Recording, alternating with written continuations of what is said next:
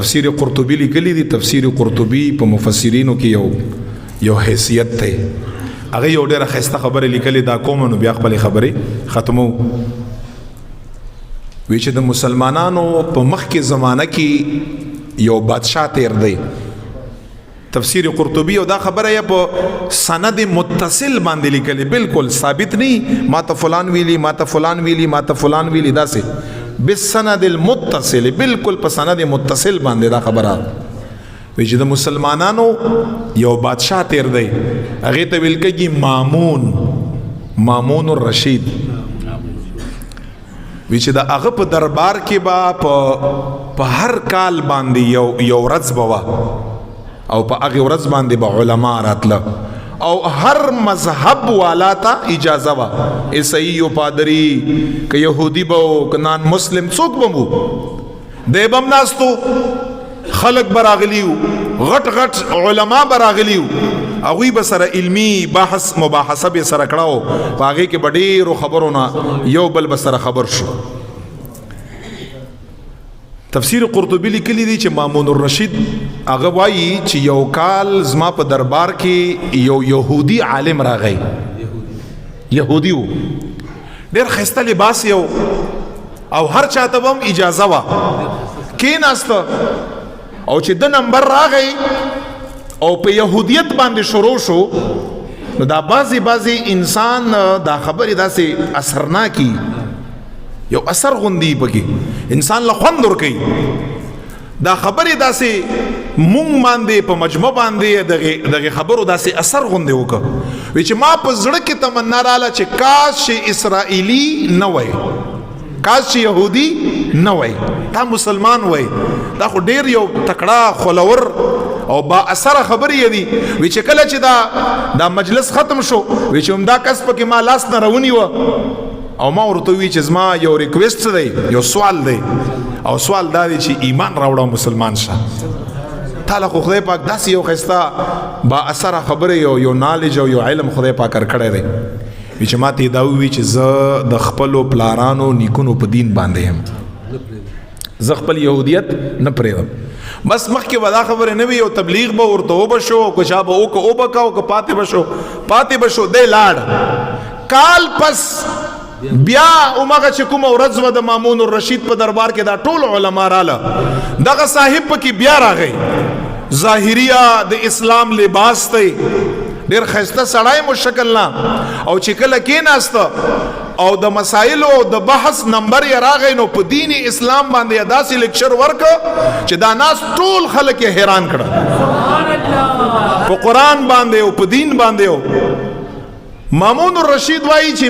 ما ځان سره ووي چې دا کس داسې ښکاري چې ایمان یا راوړی مسلمان شوی دی. وی چې کله چې واپسۍ کې ته وی چې ما لاس نه ونیوه چې دې خبرو نه خو داسې اندازه لګي چې ته مسلمان یې مومن یې ایمان در راوړی. وی چې او ما ایمان راوړی مسلمان شوی یم.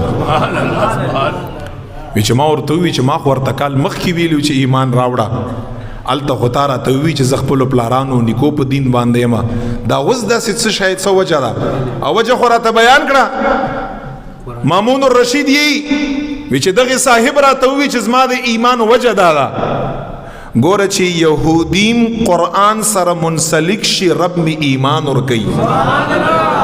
نو چې مسلمان ور سره منسلک شي کوم شان او عظمت به الله ورکوي. تو خیر وخت لکنه دا بار ورته یو تو خور سره ځان پیوس کړه، تو خې تلاوت شروع کا څور دوای دا يهودي. وی چې زه یو ښایسته خطاطم یم، پینټر چې څه ته ویل کېږي هغه یم، تا نه چې کله زه لاړم نو ما اراده وکړه چې 3 نسخې په لاس باندې د تورات ولیکم، 3 نسخې په لاس باندې د انجیل ولیکم، او 3 نسخې په لاس باندې د قرآن کریم ولیکم. خو اراده مې دا وه چې زه به په هغې کې تحریف کړم، ردو بدل به پکې کړم، تورات کې به هم ردو بدل کړم، انجیل کې به هم ردو بدل کړم، او په قرآن کریم کې به هم ردو بدل کړم. دا مې اراده وه. اول مې تورات ولیکه 3 نسخې، او په هغې کې چې ما څومره خوښه وه ما په هغې کې ردو بدل وکړه. روامه خشته 3 واړه نسخې لاړمه او يهوديانو چې کوم کس دی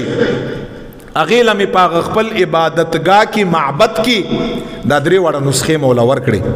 کولاو یې کړې او وې کتې او کېښودې او هغې نه به خلکو له تعلیم ورکاوه چې هېڅ هم ماته ونه وې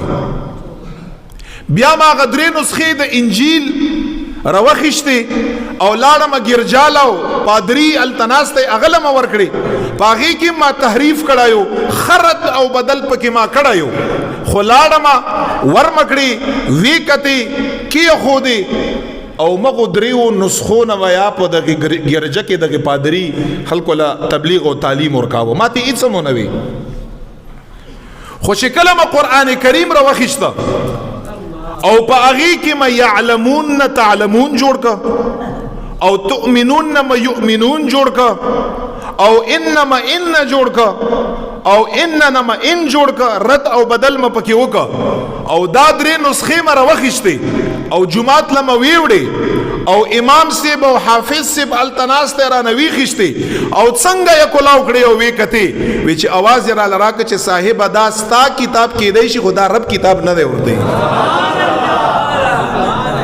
زما رب کتاب داسې نه دی دا څنګه چې تا لیکلی داسې نه دی وی چې ما چې کله دا د عالم یا د حافظ دا خبره واورېده وی چې ما ورته چې ولې دا قرآن پاک دی وی چې ما ته په یو ځای باندې ګوته کېښوده دا یعلمون دی تا تعلمون لیکلی دا تؤمنون دی تا یؤمنون لیکلی دا ان دی تا ان لیکلی دا ستا طرف نه تحریف دی دا کلام پاک نه دی دا قرآن نه دی چې کوم الله د طرف نه پر رسول الله نازل دی وی چې کله دا خبره راته وکړه ډایرک ما مسجد کې د دې خبرې گواهي وکړه چې اشهد ان لا اله الا الله واشهد ان محمدا عبده ورسوله او دا می ولی وی دغه مامون دی وی ځکه د قرآن دا آیات را یاد شو انا نحن نزلنا الذکر وانا له لحافظون رب می فرمای یا رسول الله مخه فکیگا ما نازل کړی او دی یو حرف ذمہ داری تر قیامت پورې الہ العالمین په ذمہ باندې چې ما ځان سره وی چې کتاب حق دی نو رسول حق دی چې رسول حق دی نو دین حق دی بس ډایرک کلمه ویلا مسلمان شوما نن نه پس بس ما مهنت د دین د پاره د قرآن د پاره به ورته فرمای کافر دا خبره مدی پورې ارته وکړه چې يهودي مرتور متوجه شوی رب می ولا ایمان ور کړای کافرم چې ور سره مینا کړي رب می ولا ایمان ور کړای